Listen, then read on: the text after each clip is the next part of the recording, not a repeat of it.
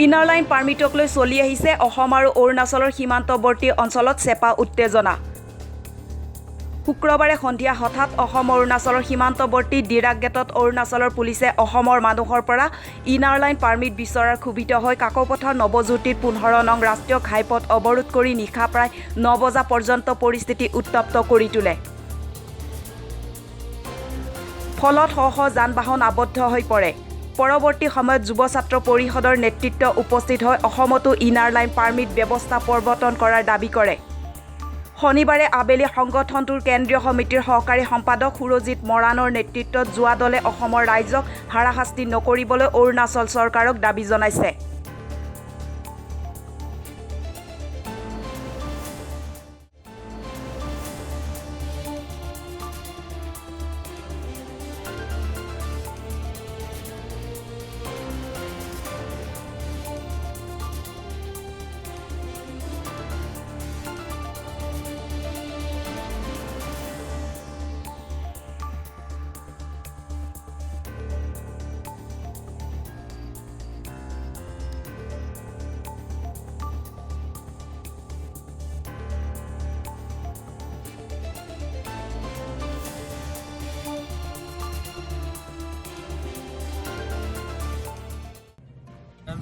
এইকেইদিন আমাৰ সীমান্তৱৰ্তী অঞ্চলত প্ৰায় এটা উদ্বেগজনক ঘটনা ঘটি আছে যে আমি ক'ব খুজিছোঁ যে আমি সেইকাৰণে পৰিভ্ৰমণো কৰিছোঁ আমাৰ অসম জাতীয় যুৱ ছাত্ৰ পৰিষদৰ তিনিচুকীয়া জিলা সমিতিয়ে।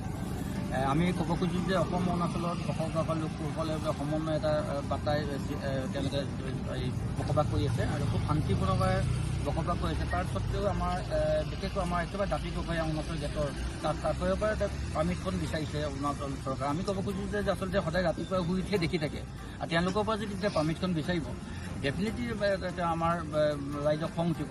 গতিকে তাৰ কাৰণে যোৱাকালি বহি প্ৰকাশ ঘটিলে যে আমাৰ কিয় আমি সদায় দেখি থকা মানুহবিলাকৰ ইনাৰ লাইন পাৰ্মিট বিচাৰিব। গতিকে তাৰ খং উঠিলে যোৱাকালি প্ৰতিবাদ সাব্যস্ত হ'ল। তেনেকুৱা ধৰণৰ সেইকাৰণে আমি গোটেই ঘটনাটো আমি পৰিবহণ কৰিব লাগিব। আমি দেখিছোঁ যে এই ব্যৱস্থাটোৰ পৰা তেওঁলোকে ৰেহাই দিব লাগিব। আমাৰ দাঁতি কাষৰীয়া বুলি নহয়, আমাৰ তিনিচুকীয়া জিলাৰ বসবাস কৰা লোকসকলৰ পৰা তেওঁলোকে প্ৰুফ চাই কিনাই তেওঁলোকে কিন্তু ৰেহাই দিব লাগিব।